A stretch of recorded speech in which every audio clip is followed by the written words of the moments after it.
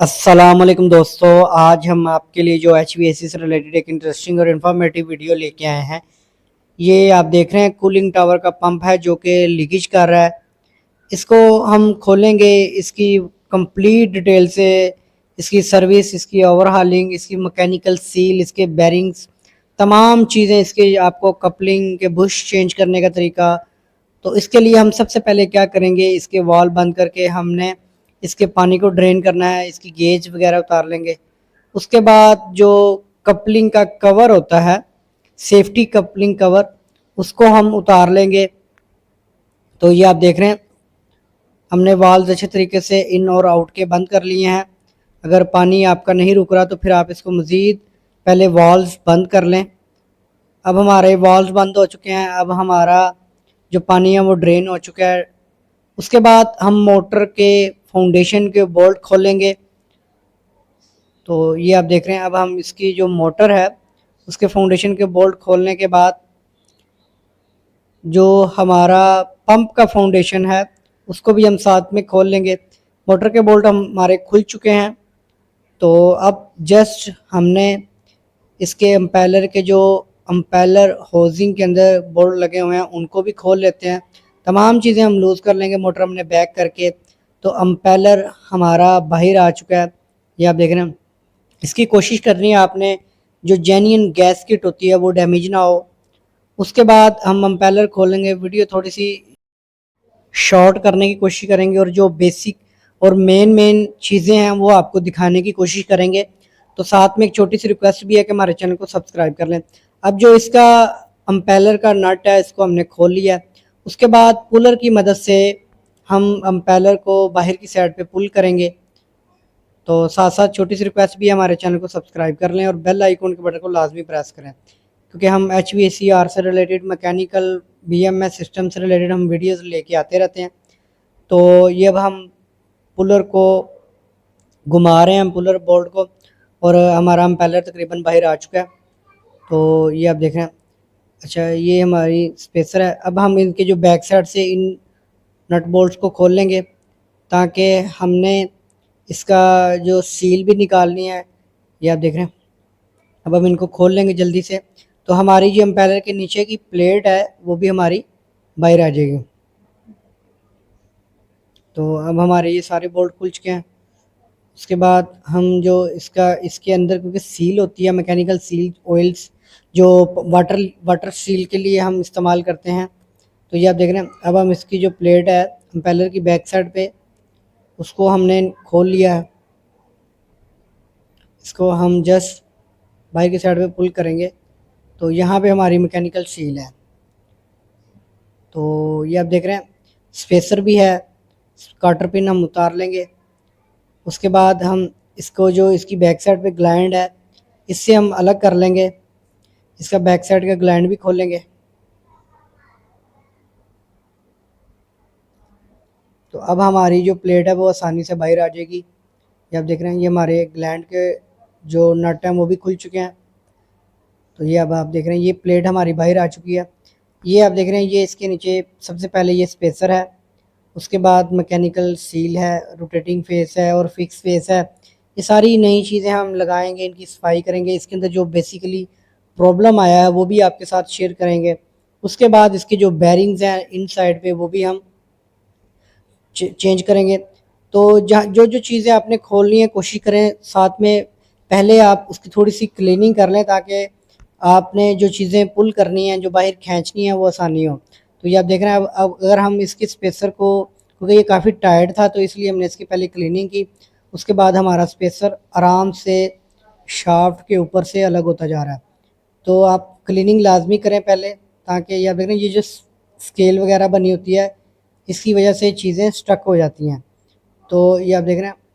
अब मज़ीद हमने सील निकालनी है, तो स्पेसर की जगह पे, जहाँ पे हमारा स्पेसर था, वो जगह भी साफ़ कर लेंगे अच्छे तरीके से, क्योंकि अब हमने इसकी जो सील है वो निकालनी है, जो पानी की लीकेज को रोकती है। तो ये आप देख रहे हैं, ये हमारा, हमने इसका जो रोटेटिंग फेस है ये वो है।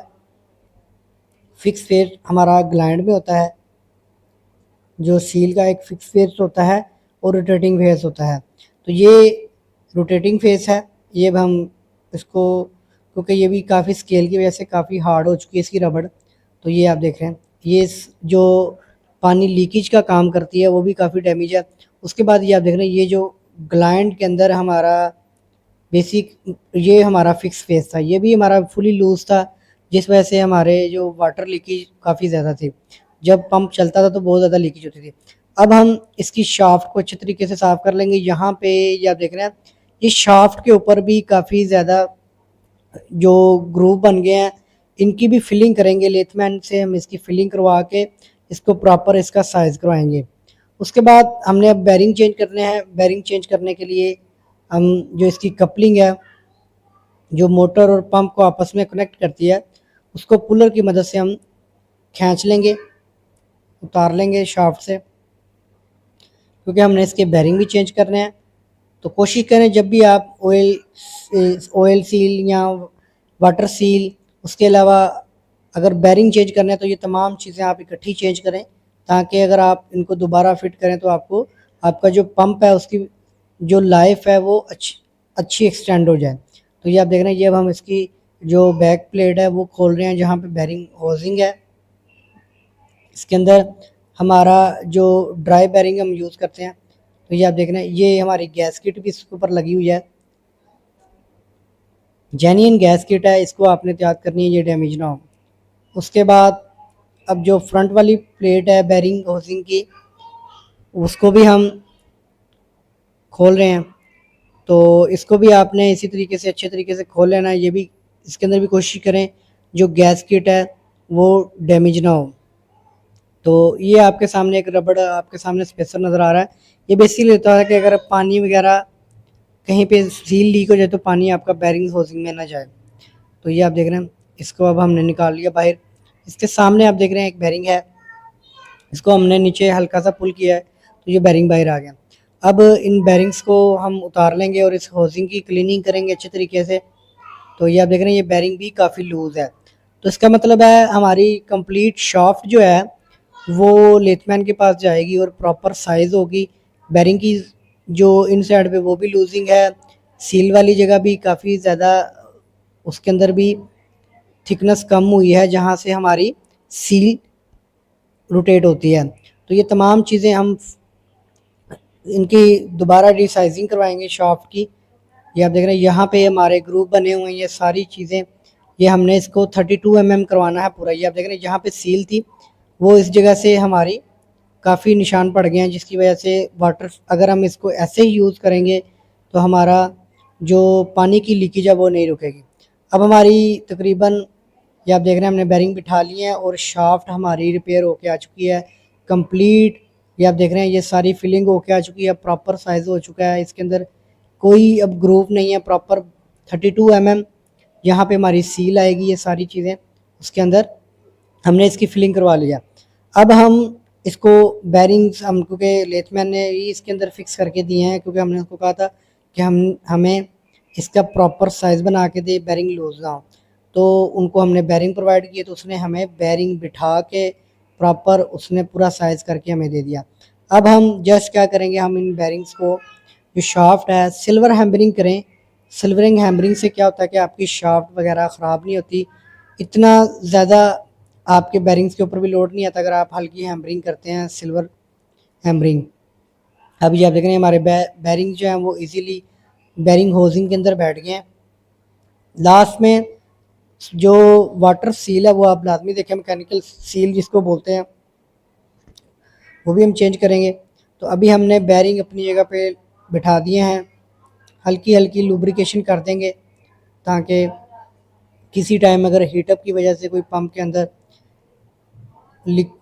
ज़रूरत वगैरह हो। ये जो है ग्रीस वगैरह ये जस्ट इसलिए होती है कि जो हमारी गैस किट और ताकि जब हम इसको खोलें तो इजीली खुल जाए। वैसे तो ये बैरिंग सील्ड होते हैं, इनको लुब्रिकेशन की ज़रूरत नहीं होती, हाई टेम्परेचर बैरिंग्स होते हैं।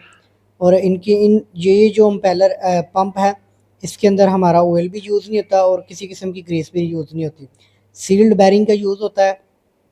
तो ये आप देख रहे हैं अब हम इन जो फ्रंट और इसकी बैक प्लेट को जल्दी से लगा देंगे। तो दोस्तों एक दफ़ा फिर आपसे रिक्वेस्ट है कि हमारे इस चैनल को भी सब्सक्राइब कर लें और बेल आइकॉन के बटन को लाजमी प्रेस करें।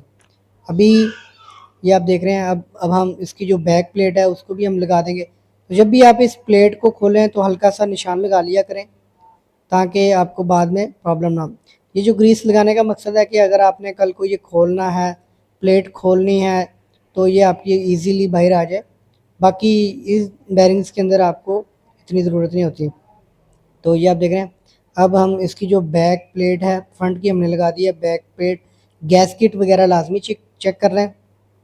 अगर थोड़ी बहुत डैमेज हो तो वहाँ पे सिलिकॉन वगैरह लगा के उसको कर लें। अगर कंप्लीट अलग हो चुकी है, यानी कि पूरा एक साइड से टूट चुकी है, तो फिर आप इसकी गैस किट नहीं बनाएं। तो ये आप देख रहे हैं। ये जो रबड़ की है ये बेसिकली होता है कि अगर मैकेनिकल सील किसी टाइम लीक हो जाए तो पानी आपका बैरिंग होजिंग की तरफ ना जाए। तो ये आप देख रहे हैं। अब इसके अंदर भी हमने हल्की सी सिलिकॉन लगा देनी है ताकि जो रबड़ है उसके अंदर भी अगर किसी किस्म का, क्योंकि ये जो ग्लैंड है इसके अंदर प्रॉपर सरफेस इसका क्लीन नहीं है। तो ये आप देख रहे हैं। अब हम इसके अंदर हमने हल्की सी सिलिकॉन लगा के, जो मैकेनिकल सील का फिक्स फेस है सिरेमिक्स का होता है, इसको आपने, ये बहुत हार्ड मटेरियल होता है और बड़ी जल्दी टूट जाता है। अब हार्ड मटेरियल जल्दी टूट जाने का मतलब ये है कि जैसे आप, एक आइस होती है वो कितनी हार्ड होती है, लेकिन आप उसको हल्की सी हैमरिंग करते हैं तो वो टूट जाती है। तो ये भी सेम उसी तरीके से है कि ये हार्ड तो है लेकिन इसके अंदर फ्लेक्सिबिलिटी नहीं होती सिरेमिक्स के अंदर। ये अगर आप इसको हैमरिंग करेंगे तो ये फ़ौरन से टूट जाएगा। अगर आपसे, आपके हाथ से भी ये गिर जाएगा तो फिर भी ये आपको टूट सकता है। तो ये आप देख रहे हैं। ये अब हमने इसको ग्लैंड के अंदर अच्छे तरीके से लेवल इसका होना चाहिए और इसका सरफेस बिल्कुल क्लीन होना चाहिए। तो ये अब हम ग्लैंड सबसे पहले हमने बैक पिक लगा दिया। उसके बाद जो हमारी एम्पेलर की बैक प्लेट है इसको हम लगा देंगे और ग्लैंड हमारा इसके दरमियान में आके हम इसको, जो ग्लैंड के नट हम अच्छे तरीके से टाइट कर देंगे। तो ये आप देख रहे हैं। उसके बाद ये है हमारा रोटेटिंग फेस और ये स्प्रिंग और इसकी ये बैक पुशिंग प्लेट है। तो ये आप देख रहे हैं इस तरीके से ये हमारा घूमता है शाफ्ट के ऊपर। इसके अंदर की साइड पे रबड़ है। अब ये काम कैसे करता है, इसमें भी एक सिरेमिक्स का फेस है। तो ये हमारा जस्ट हमने क्या करना है कि उस जो फेस अंदर की साइड पे है और ये जो फेस है इसको आपने बड़े अच्छे तरीके से लेवल पे बिठा देना है। ये आप देख रहे हैं। अब हमारा इसके अंदर आपको सामने वो जो सिरेमिक्स का पीस है वो नज़र आ रहा है। साइड्स के ऊपर आपको पता चल गया था कि हमने रबड़ और सिलिकॉन भर दी थी।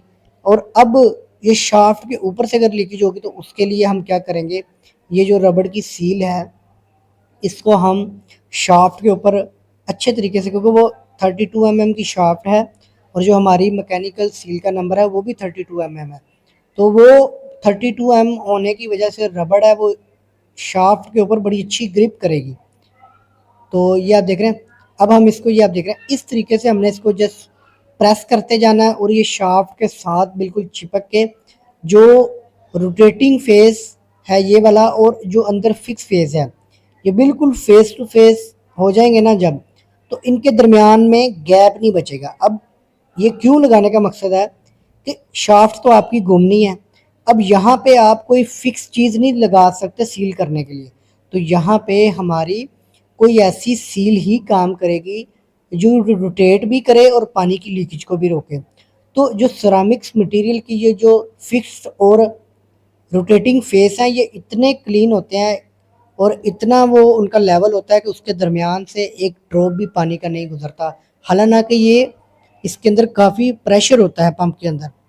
तो ये आप देख रहे हैं हमने बैक स्पेसर की मदद से हमने स्प्रिंग को पुश कर दिया और जो स्प्रिंग है वो फोर्स लगाएगा सामने वाले फेस के ऊपर।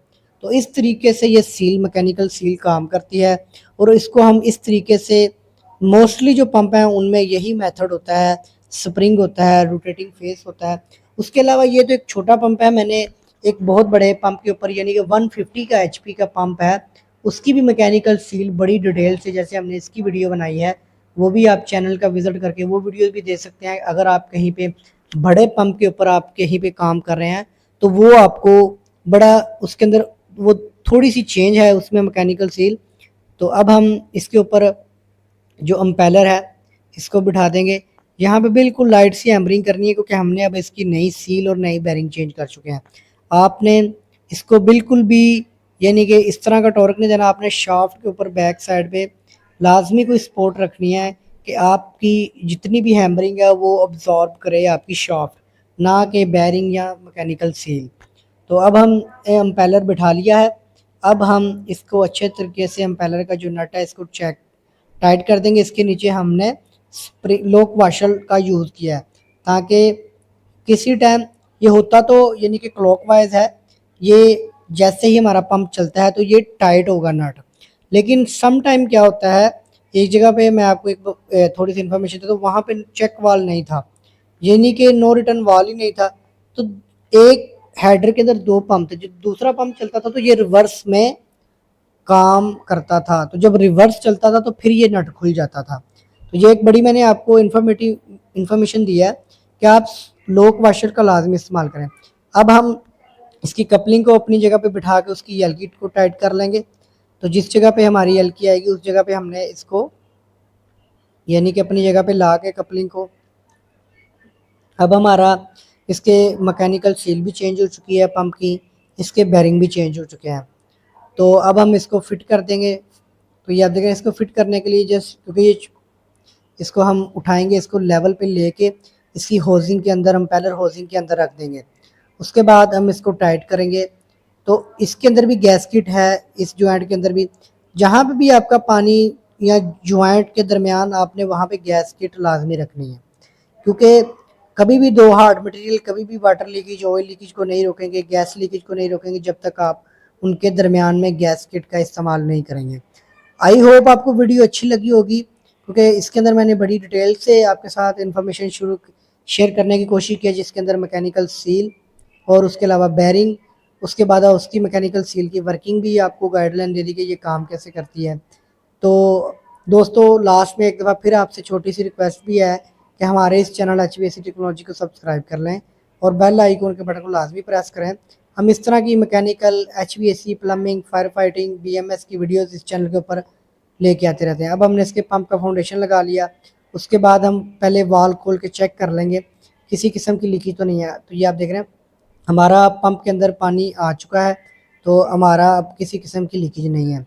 तो ये आप देख रहे हैं यहाँ पे हम इसको पानी का अच्छा खासा प्रेशर है। अभी हम इसको वाल को बंद करके उसके बाद हम इसकी जो मोटर है उसको अपने लेवल पे अलाइनमेंट कर लेंगे, कपलिंग, उसके बाद हम इसको चला के रन कर सकते हैं। तो ये आप देख रहे हैं अब हमने इसको जस्ट इसको कपल करना है और हमारा पंप चलने के लिए रेडी है। आई होप आपको अच्छे तरीके से समझ आ गई होगी कि हम मैकेनिकल सील, बैरिंग्स किस तरीके से चेंज करते हैं और इनका बेसिकली काम क्या होता है। उसके अलावा जो मैंने आपको बताया कि मैंने काफ़ी बड़े पंप के ऊपर 1 HP का पंप था, उसकी भी मैकेनिकल सील चेंज की थी, वो भी उसकी वीडियो आपको डिस्क्रिप्शन में मिल जाएगी, वो वीडियो लाजमी देखें। अब जस्ट हम इसको आपस में जोड़ देंगे और मोटर को अपने लेवल पे ला के इनकी कपलिंग अलाइनमेंट चेक करके इसको हम क्लोज कर देंगे। तो वीडियो काफ़ी लंबी हो चुकी है, आई होप आपको वीडियो अच्छी लगी होगी।